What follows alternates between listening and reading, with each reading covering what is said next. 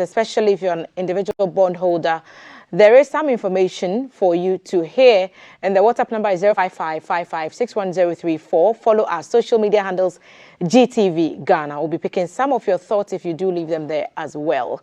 And it's a topsy-turvy one on the government domestic debt exchange. Only time will tell which way the pendulum will swing, because the government has reached an agreement with individual bondholders to have a technical team to review its petition on the DDEP. Government, remember, extended the initial deadline to January 31st to give time to incorporate all the ideas that have come up to achieve 80% participation. That's the hope. So though the individual bondholders agreed to setting up the technical committee, they are still pushing for the exemption, so their bonds will not be a part of the domestic debt exchange program. The Ghana Individual Bondholders Forum yesterday held a virtual meeting on their next line of action. What would that be? What was the conclusion? Senyo Hosi is the convener of the forum. Good morning, Senyo. Good morning. Happy New Year to you. Many, many happy returns. Is it a happy one, though, for individual bondholders? Of course, the stories are not great, but I think we'll all pull through together. We're a common country, we have a common goal, and we have to fix our country. So we'll find a way to proceed. So there's a desire to, fix things, for all hands to be on deck to find a solution to our common economic problem. But the bondholders, like the trade unions, are saying, don't touch our monies. How have those conversations gone at that meeting with government? And then what have you agreed on the virtual platform for your members? Well, for us, our story has been pretty clear. Government is in a financial or fiscal crisis. It has to fix it. What's the option, which they call the debt operation, is one of the options available to government. But I don't think that that's the only option available to government. More importantly, government doesn't really need the involvement of individual bondholders and collective investment schemes. We do not just represent individual bondholders with holdings directly on the Central Securities Depository. We also represent those with investments, individuals with investments in collective investment schemes that have also invested on the bond market. So like insurance companies? Not insurance companies. So like the EPAC, okay, your M Fund, your EDC, Tessa Capitals, Triple T, Stanlib, Fixed Income, all those collective schemes. You put your money there. There are two ways to invest on the bond market. You may go directly or you may go indirectly, meaning you go through a collective investment scheme or another body, and that does it on your behalf. So all these parties are people we refer to when we talk about individual bondholders. The last I asked for numbers in terms of membership, I got somewhere around the region of 120,000. No, we're past 300,000. I think this morning we're past 300,000. 300,000. We're past 300,000. Is the money concerned, or is the money thought to be used for this exchange program? Is it still around the 6-7 million region? No. It's actually 15.5 billion that government is hoping to exchange from both collective investment schemes and individual bondholders, somewhere in that region. Senyo, personally, what are you losing, or what's the potential of what you would lose? That would be maybe the breaking news. Zero. You lose nothing? I personally lose nothing. Why is that? I'm not exposed on the local bond market. I exited the local bond market sometime in March, in April, and invested in a Based on what indicators? Would you like to share? Well, I was really looking at market depreciations and looking at arbitrages on other markets.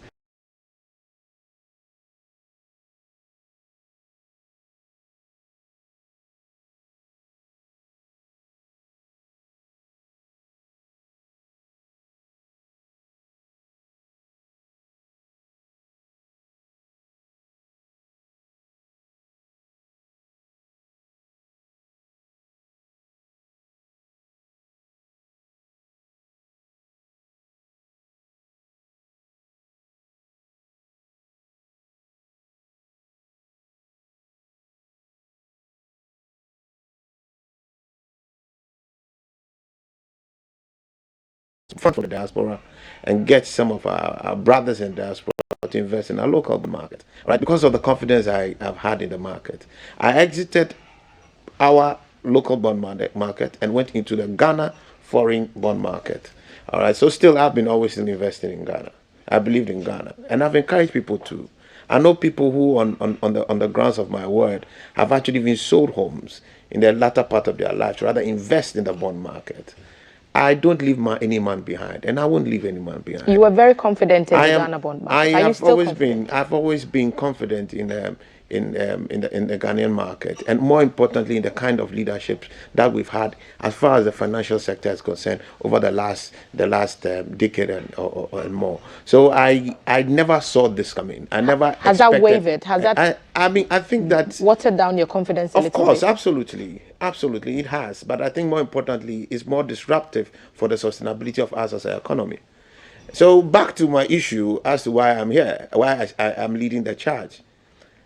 I owe it to my fellow citizens that the right thing for the sustainability of our country is done, especially where I've been in the forefront of encouraging people to get exposed. You don't encourage people to go into something and then you turn your back and watch them suffer. But when you made the choice in March, why not advise your people? Oh, I did advise a number. It's an option. You either could do CD or you could invest in Ghana's Eurobonds. I invested in Ghana's Eurobonds. So I still invested in Ghana, but in a different kind of form. So this DDE output does not directly hit my numbers, okay? But it hits the numbers of people who matter to me. It hits the numbers of people I have encouraged to believe in this market. And I owe them that responsibility. And once I have the knowledge, the wisdom, and also the voice to really address their interests, I will not watch them go dry. But I won't do it. We are where we are. Government has laid its plan bare before you in that meeting. Are you able to share some of the details from that meeting or the outcome? We have. You know, I'll tell you, when this started and it was announced, the first round was announced, individuals were not involved. I understood it. I told the finance minister, I have investments in a bank. I have investment in fund management companies, which I've allowed to actually subject themselves to this DDE. All right. So I am losing. My income is gone. But for you to touch individuals is a no-go. It is just an absolute no-go because its implications for the economy is almost irreparable. Its implications on the social side, it's catastrophic.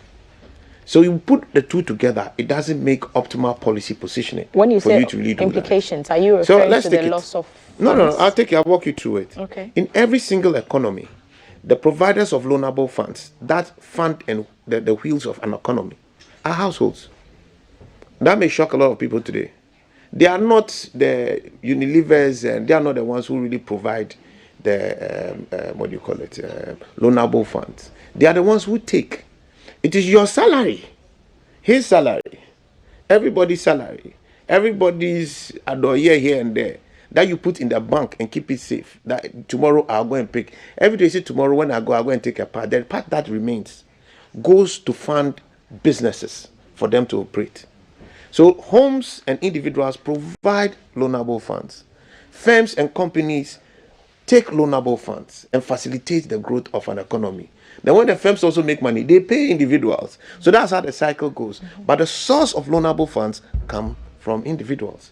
So when you want to take a policy, the last thing you want to do is to disrupt the confidence of households in the financial system and deplete their access or their confidence in making more loanable funds available.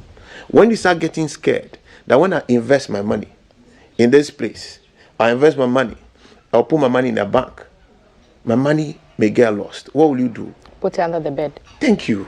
What do you think will happen to the economy? That is when we are going to have an economic crisis.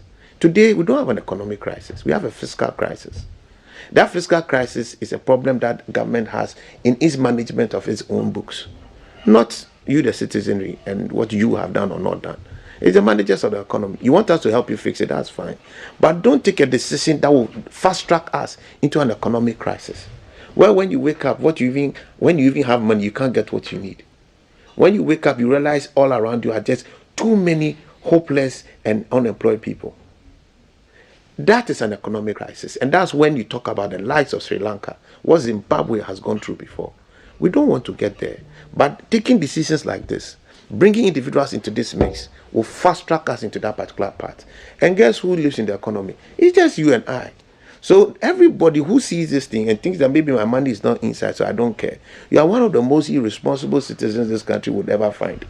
So you should really care, because that is what our national anthem calls us to do. So you went to the table with these concerns. Oh, we tabled them pretty well. And you've been on air with these concerns. Yeah. What did the government side bring? I mean, we met the finance minister. That was our very first meeting, and I must really commend him for opening up, because at first we were not at the table, but he opened up and he's invited us to have a meeting. Subsequently, there was a meeting. I have had the opportunity to engage him about three or four times thereafter, and there's some willingness to really appreciate what we are going through. So I think that we'll find a way to proceed. One of the things that is definitely a no-go: individual bondholders can't be part of this DDE. This DDE erases 88% of their wealth in one go. 81. 88% of your wealth is eroded in one go. Even though the government says when you have 0%, that, yes, and then 5%, and then 10%. You have to look at the time value of money and look at the value of what government wants to do. What government wants to do is to practically reduce its debt by that much, indirectly. So you need to be financially savvy to really pick this up. And if God has blessed me to really have the knowledge about it, and I see people suffering, people have also encouraged to invest in our market, I can't sit aloof. You say that it's not the only option available to government. It's never been.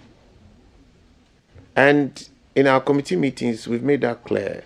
We hope that we'll wrap up our reports, hopefully by end of day, and share same eventually with the public. What have you shared as alternative option? I think we've been very consistent that the problem comes from the fiscal. So solving it will have to come from the fiscal. By fiscal, we're talking about government's revenue and expenditure. Government's revenue and expenditure is what has created the problem that it has. Government has been living beyond its means, and as a result has required borrowing and borrowing and borrowing, sometimes at quite punitive rates. The treasury bill rates we are seeing right now, they are not sustainable for our government. They are not sustainable for our government, and our government knows it. But it continues to keep promising. And it does that because it has an insatiable demand for spending. So if we have to fix it, government must first look at its expenditure. This year alone, we are increasing our expenditure by 40%. Does that look like somebody who is broke? You and I, we all run our homes. Minimum, we run our lives. When you are broke, do you increase your expenditure? I mean, think about it. I mean, guys, when you are broke, do you increase your expenditure? So tell me, it's not rocket science. You see, sometimes we make finance and we use some terminologies and slangs to back it up. Forget it. It's common sense. You want government to cut expenses. You're not the first to make that call. I mean, but when you sat at that meeting, was there at least a willingness to consider these other options as you Our tabled? job is to really put the case across. Government did a great job telling us their problem. Having told us their problem, we also understood the need to really support government. So we've also made recommendations that will actually put even increased tax burdens on our own people, which never used to be the case. Would you care to share? We will. Government itself had been missing an opportunity to enforce a particular tax provision to increase its revenue on individual bondholders. We told them that you have been missing this opportunity because it's in the law. We are good citizens. We are at this place. You've told us your problem. So we are even showing you how you can get more money. So we'll help you get this money. But don't break the trust of the people. Don't disrupt the lives of the people. You can't do it. It's unsustainable. It's illegal. And that's why government keeps saying it is voluntary. Because it can't enforce it. But in one breath, we hear voluntary, then we hear in another breath that actually everybody is supposed to come on board with this or else. So that's what somebody would call did that come up at the meeting? Voluntary by force. Voluntary by force. It's not compulsory. We are very clear. Government is clear. The Attorney General is clear. The Minister of Finance is clear that if you don't sign up to the deal, they can't enforce it against you, and they will pay. I'm telling you, they will pay. So what's the technical committee to do? The technical committee was to actually evaluate our recommendations and also get to also assess government's problems. So see how we can work together collectively to fix it. It is true that we've also been able to come up with some contributions to improve government revenue. We've done that. Doesn't that look like somebody who's acting in good faith? That I realize that you've not been collecting some money, and I see you had a problem. Tell that, look, if you look at this part, you can get more money to solve your problems. Doesn't that look like somebody who is exercising good faith? The end goal is still. I'm asking you. Well, I'm not a financial person. I'm saying that if you or me, you are broke, and that your money is with me, and you didn't know that your money has been with me, or you can get some money from me, and you come, and you're talking, I say, you know what, my dear, you can actually get money from me. You're entitled to some money from me, but you've not known. So here's the money. So this is it. So you've given the money asking to government. Am I not exercising good faith? I would presume so, yes. Exactly.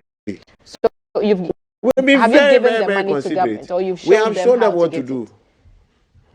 I just want to understand exactly what kind of law is it? What loophole The has loophole government has not actually been on the exploited? taxes on our on the coupons on the corporate bonds. The law allows you to withhold 1% on individuals, but it is on account. It is not final. So individuals are required to file it as part of their personal income tax at the end of the year. Most people don't file their personal income tax. And even when they do, everybody, even government thought that the 1% is final. They will let them know that it's not final. So you've been mistakenly applying it. So get GRA to make sure that it follows through and collects it at the end of the year. Alternatively, you can also change it and rather bring it forward and reduce the rate and rather have a withholding tax that's final. That is a little closer, but less than the 25% you have to collect. That alone will close to reduce government's coupon payments or interest payments to these individuals by 20%. And the response? You think about it, isn't that a good deal? So I'm interested in what the response from the other side I was. think that at the meeting, all the technical people were quite impressed and they were amazed. We took that meeting was like 6 hours. It was a 6-hour meeting. We took about 2 hours going back and forth for them to really look at it. And I told them that, look, the fact that we are going back and forth for 2 hours tells you that means that you've not really paid proper attention to this. So we have to work on it. We came to that conclusion. And that's why the technical committee was set up. These are some of the reasons. Then we also went through the budget to show government the spaces in the budget that have to be revised. Because when you are broke, you don't increase your expenditure. You have your capital expenditure. You want to increase your capital expenditure by 76%. You want to add 12 billion to 15.7 billion. Why? When you are broke, that's when you want to buy a Land Cruiser. Meanwhile, you say you can't pay your children's school fees. You can't pay for the milk you went to flee in the shop in the next door. But yes, still, you want to go and buy a Land Cruiser. Was the budget statement the blueprint for your suggestions for cuts? Of course, it has to be side? Because that is government's expenditure tell us plan. Some of the areas. So I'll walk you through them. So one was a capital expenditure. There are different parts of it. You have which we advise government, if government just keeps its capital expenditure as it was in 2022 at 15 billion, government is actually shaving off 12 billion in its expenditure. And if you want to do that, government has a very important flagship thing. So I can understand the politics. You can have it. You want to do that Tamamoto way. Go ahead with GIF. And you want to spend on it. Go ahead. Take it. Not a problem. But when you have the non-APFA, that's where people buy the cars, the V8s and all that. Slash that budget into two. Then you come to foreign finance capex. Your foreign finance capex is at 16 billion. Meaning you're actually going to borrow more money to come and do this. Meanwhile, you say you want to reduce your debt. So my brother, half this. When you have this 16 billion, you have got 8 billion. When you have the other one, that's about what, 5-something billion. You're already getting close there. Now, you also look at your statutory funds. You have run it at 17.5% of your tax revenue. A lot of these state-owned enterprises that you are moving on are inefficient. And in this crisis, everybody must give up a part of their lifestyle. Because you are asking individual bondholders to lose a part of their revenue. Already, inflation is making them lose a good part of their revenue. Inflation is making them lose a good part of their revenue. So let's balance it out. You must also start sacrificing. So reduce your expenditure across all these places. If you reduce it by from 17 to 10%, there's a lot of room. You could easily save some 3-4 billion. In addition, it's up to what you want to do because you have budgeted 30 billion. Take out the district assembly's common fund. Why are we sending MIF almost $1 billion, 832 million? For what? Those royalties can sit in the budget for you to fund government's core expenditure. Then you look at compensation. You are increasing compensation. That tells you that there's a problem. This government, since coming into office in 2017, has added about 300,000 jobs to the public service, the central part, the civil service. That's employment creation. That's the people say they are looking for jobs. So that is the mistake we make. You want sustainable employment. You don't go and just give people NAPCO employment. After 2 years, the person is back home. So that's why you have to rather nurture the economy, so the private sector can provide the sustainable jobs. And that is why center-right governments like this government should be often keep lean governments. When they keep lean governments, their demand for money from the public is less. So the private sector has access to more funds. They can make investment in factories. They can make investment in trading entities, make investments in agriculture, make investments in infrastructure. Then people have sustainable jobs. The government cannot employ everybody. So the government itself can be so fat it can't work. When you bring in technology, you reduce employment. But government has invested, this government, most in technology, but increased most in employment. What is the productivity of the people? You go to the state-owned enterprises, a lot of them are sitting there watching YouTube. You are destroying the life of the person by giving the person the job. You are better off sending that person to a village to go and teach and impact and help stimulate the economy than keeping the person on the desk watching YouTube and series, soap operas. It doesn't work. Build and stimulate the economy so that people can actually have the dignity of earning their own income in a sustainable fashion. The other thing you also look is this whole crisis. Government has a public debt of about 80%, and that's central government. But the reason why it has gone to over 100% is because you have state-owned enterprises that have been dysfunctional. So if they have been dysfunctional and rather creating more debt, that they are unsustainable and now must come and sit on government books, then look into those state-owned enterprises. Go there. The places are bloated. The lives and salaries way over. So the minister must take over those budgets, review it, revise it downwards. And for the high-earning SOEs, take a good part of their income and add it to the budget. So there are too many ways. Look, government can increase its revenue very easily by some 20% of what it already has. It can do it, but it needs hard decisions. But that hard decisions is what politicians run away from. But if you, who we have voted to come and take decisions to shape us sustainably, you are running away from the hard decisions. You want us to rather suffer for it. That one. You think government is running away from the hard decisions? Of course. But look, you want to reduce your compensation budget. These are also from issues that will affect other people personally. So we are not people. The individual bondholders, they are not people. So either way, someone gets affected in the market. So who is responsible? I give you money for you to manage your affairs and give me back my money. I give you a lifeline. That's what has happened. And you decide to go on a spending spree.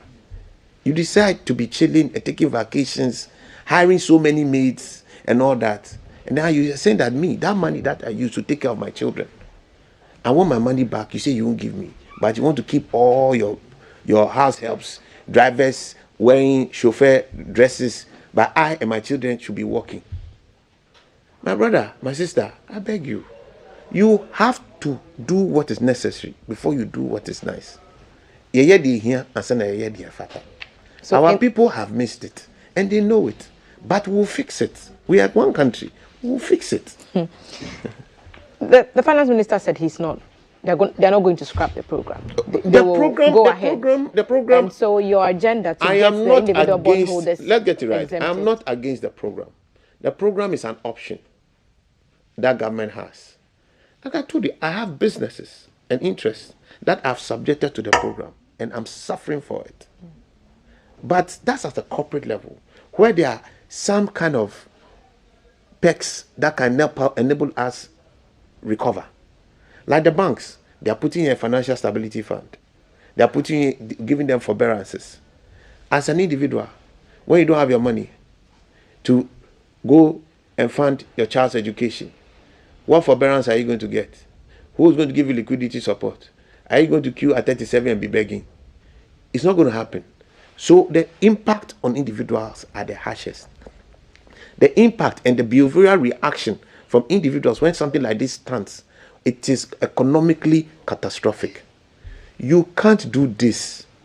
You don't do things like this. Look at the examples that people have been mentioning. Jamaica, right? Jamaica. Do you know how much Jamaica people were losing? 10%. We were losing 88%. You think the conversation is the same? And you know, when you look at how Jamaica ran, they did the first round, but they didn't change their lifestyle as a government. In 2 years, they had to do another one. And that is exactly what this is also turning out to be. Fortunately for the current government, in that 2 years, they will be gone. But you and I will still be in Ghana. The managers of the economy can decide to stay anywhere. South of France, east of London, west coast of the US. You and me, we are going to be here. So we owe it to ourselves to defend that which is right for our country and sustainable for our country. If the ministry insists that it will not grant a total or even partial exemption for individual bondholders, if that insistence should continue, what would be your response? I mean, frankly, there's no problem. There's no problem. Right now, you owe me. You and I have an agreement. What you are saying is that you've made a proposal for us to change the agreement. The agreement cannot be changed unless the two of us agree. So if you insist that you still want to offer me, and I say I won't eat it, the food I have is what I have, I'll keep it. And the law is very simple. It will still stand. And the Attorney General has been very, very clear. One of the things that a few people have missed, your bonds that you have today, at the individual level, you're actually retaining your value. You're actually maintaining your rights to actually sue government and attach an asset. In the new bond, you are losing 88%. And the second thing that is also happening is that government is also withdrawing or trying to take away that right for you to execute any judgment against it. So in future, government can decide to change the terms again. And you can't do anything. You see, haven't I read somewhere, you can correct me if I'm wrong, that apart from the Attorney General saying to the government, you cannot do this, they've also waived a certain clause where people cannot sue in future. In the new one, that's what you have in the new one. If you hold an old bond, it means you have the old contract. That one, all your rights are preserved. In the new contract, you are losing most of those rights. So government can wake up tomorrow morning and say, even this 5% or 0% grant I want to give you, your money, I want to change it and reduce it further. But if you can't do anything. If you don't accept the new terms, assuming at the end of this discussion period, you don't accept the new terms, and you're due for another coupon which never arrives, then what? That's not true. It will arrive. Because in the bond market, you cannot, government, the same issuer, cannot refuse to honor different obligations differently. It can't.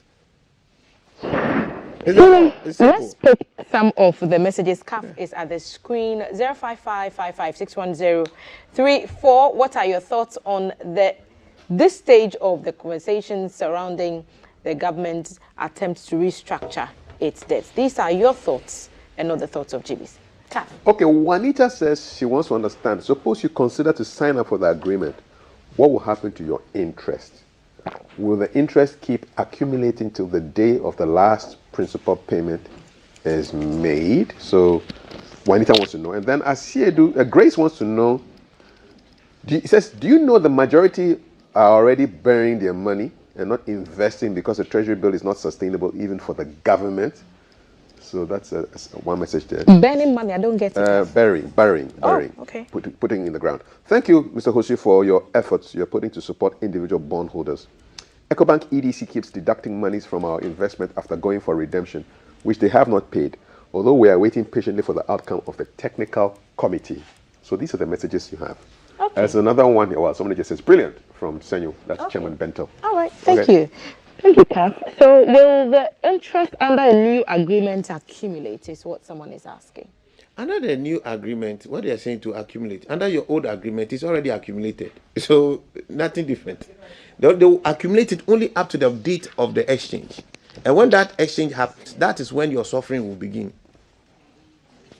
So you have to just decide for yourself. Whether you want to hold on to what is of value or you want to hold on to what is potentially worthless. I don't think that is too hard for anybody to fathom. For those who have been forced by their banks to actually go and accept this, you still have a window. You have accepted that under duress. We'll be circulating communication for you to send to them to reverse it before this deadline. Those who haven't, just let them know you will not sign. Say no to DDE. It's simple as that for individuals. So your call to people is not to accept government's offer, proposal, Absolutely. suggestion, mandatory or not.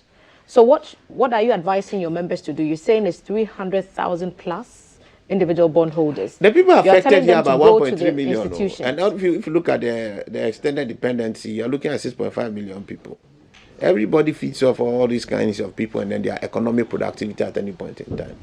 You see, what I can't stand is anybody trying to take advantage of the ignorance of people. I don't think it's right. I think that when we are blessed with knowledge, we should rather use it to protect people. Is that what you think is happening? I think that's how I feel in this whole thing. For us to keep suggesting that, nothing is going to be lost and all that, when we know it wasn't fair. Someone mentioned, I don't want to, for legal reasons, there are people who go to their investors, if I may call them that, and say, give me the money back. And there's no money to give. What's happening in those instances? So these are the investment schemes. These are the investment schemes that we are also representing. The question is, how are they going to give you anything back? If they are going to force them into this DD and your money, 88% is going to go, what money are they going to get for you? But if we stick to our say no to DD campaign, our do not sign campaign, and we retain our old bonds, our fund managers will retain the old bonds. And what you would get will be something now of meaningful value. You can even decide that you relax, because anytime the money comes, you go and pick your part and go on and invest in your project. Fund that education, that business you want to start, that the bank says you should come and put your deposit. You're able to start it. That project, that land you want to really buy, so that you can also start building and having a meaningful life for yourself. You can start it. So we have a right to dignity when we have earned our keep. What happens to those who are facing the liquidity challenge now? There are some whose investments are due this year. Yes. There are some who are expecting certain things to happen right now. Those are not happening because of these conversations that are going on with the bondholders and the government. Because the market is confused. So what do those people do? How do I even sell the paper? So now somebody will come and tell you that if you keep this paper, you are not going to even get people to trade. It's a lie. Because that's the other argument, that if you want to sell your bonds, today you may not get them for good good prices. Because it's not clear what pricing should be on it. Because for you to price a bond, you actually look at the future cash flows for the bond. The DDE is changing the whole cash flow structure. When you follow the DDE, you are losing 88% straight up. Now, if you keep your old bond, you are not going to be losing 88%. Even if the coupons don't arrive? No, the coupons will arrive. Why are you so sure of that? Because it's law. Think about it. Nothing has changed. Government has a contract with you. He says he wishes to change it. Are you okay to change it? You say, no, I'm not okay to change it. It will still do its work. The most important thing you need to understand in this whole thing is that government needs 80% of eligible bonds. Government is going to get that 80% from the banks and the insurance companies. These individuals and collective investment schemes are just 11%. So government still has a whole 90% thereabout to work with. So when it gets it, government hasn't got any problem. But if they go to the government bank, is trying its luck with us. Roll its way back around to the consumer that you're also trying to protect? Not at all. Because if the banks have to suffer any the banks are going to suffer. They are going to suffer the shocks. But government is giving them a cushion. It's giving them a cushion through the Financial Stability Fund. It's giving them a cushion through revisions in its capital adequacy ratio. It's giving them a cushion through changes in its cash reserve requirements. It's giving them a cushion through its liquidity reserve requirements. Individuals, zero cushion. Your cushion is that you will die. You will go hungry. You will lose your self-worth. All your sweat will go to waste. There's no cushion for you.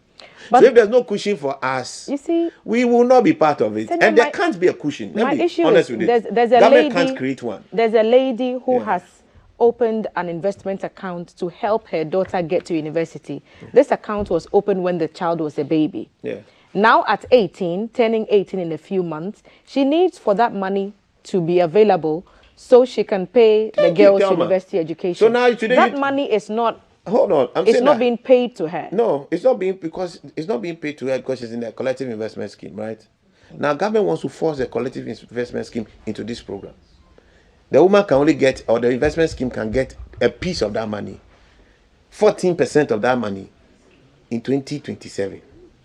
It will even drag on all the way to 2038. So you tell me, should this woman defer her child's education till 2038? But that's exactly what No, I'm I'm asking you. Well, That is why you don't accept this. Because when you don't accept it, and the collective investment scheme is entitled to money in March, it will collect it. If it's entitled to money in December, it will get it. this But when person you has change been it, to the institution no, and has because been today told they the are money is it not won't, available. she won't get it. Get it right. There's no way she will get it. Because today, government is trying to force them into this 2038 program. They are trying to tell her that your child should be uneducated till 2038. Whose child should be uneducated till 2038? The managers of the economy, are their children uneducated till 2038? That is why you don't accept it. You don't get your people to accept it.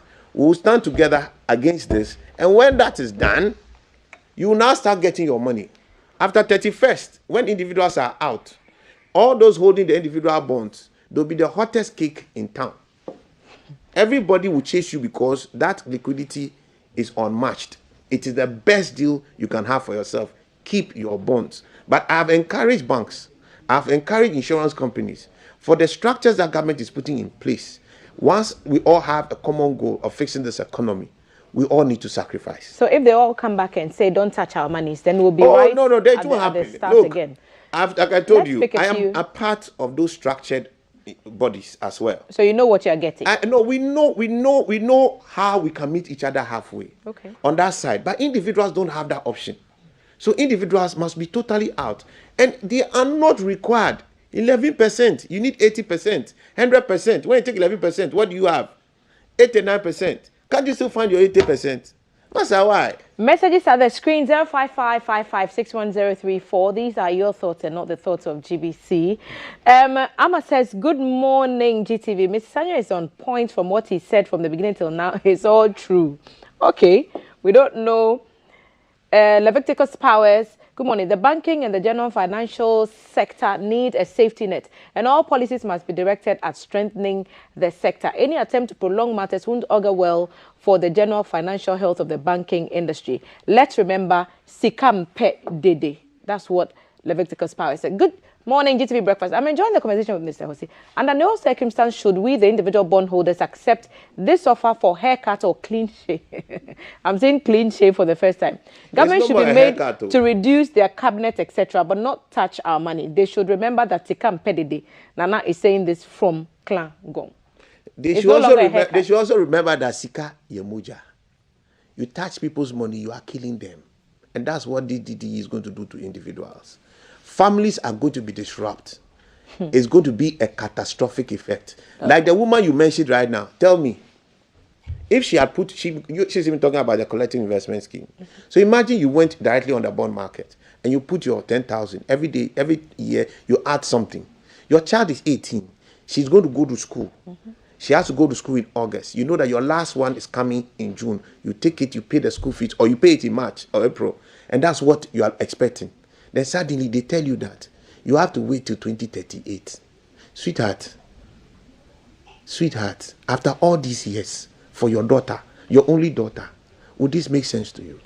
So that's why I asked, So the for those question is- people, what are the options available? And I'll I'm give you telling the you that the opportunity. only option is simple. Don't accept. So you keep your old deal. When you keep your old deal, you get your money. And if the money doesn't, What is doesn't the land if? in the account? I said, what is the if? What is the if? The money will come. Okay. It's simple. If government breaches, government is in court. And government knows it will lose. And when it loses, you take any asset of the state, we will sell it and pay and restore the lives of the people. So if politicians want to protect the assets of the state, they should do that which is responsible. We put you in government not to destroy the lives of people. Let's not forget that.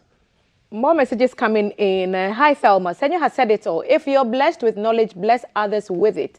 Please, Senyo, I want to come see you for advice on my new line of business I want to do. He said he's doing pig farming. I'm very happy they also you're getting to farming. they also want to be a distributor of some sort. Of rice, my rice. So I produce rice. We'll get their number to you so that you can all. get him. You see, these are some of the things we do on GTV. We link people, okay? Sharp. So connect with us as well. Individual bondholders should not be added to this DDT. Is it DDT? DDT, they're poison. But that is what it is. The DD is actually a DDT. It is to kill you. Come and give me the Agbe version. A lot are ignorant. Thanks, Senyo, for the insight. I stand with Senyo on this position. That's what Chairman Bento is saying. Good morning to you all. You people are doing great job.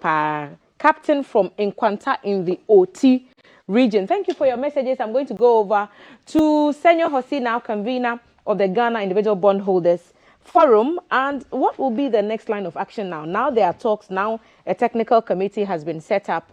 What next? Is there a plan for another meeting with the ministry? We are going to have another meeting. We'll submit the report. The report, everybody should get. It's going to be public. Does the technical committee have a timeline to work? We met we met the minister on Wednesday. He set up the committee. The committee met on Tuesday for 6 hours. We closed at around 10 p.m. And we had the draft report. We cleaned up the report.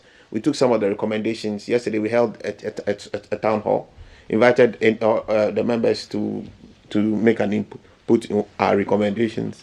We got consent to every one of them. We had some modifications to some, and some new suggestions. But I want to incorporate them and send it in this new report to the other members of the technical committee. We'll all sign off and send it to the minister, and we'll make it public. Look, if government wants to save 30 billion in this country and make a net 30 billion, it can. Like I said, you do not go spending more when you are broke. If government decides that I want to cut my coat, I want to exercise on a cloth, I want to live life just like I lived in 2022, that one alone, government is saving 54 billion Ghana cedis. And the money that you have to pay individual bondholders for this year is only 6.6 billion. Why do you want to punish these people for nothing? What have they done?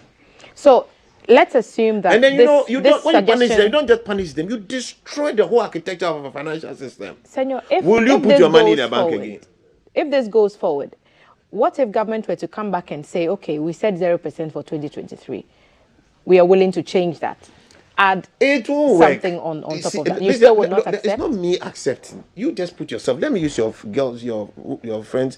The child has to go to school this year.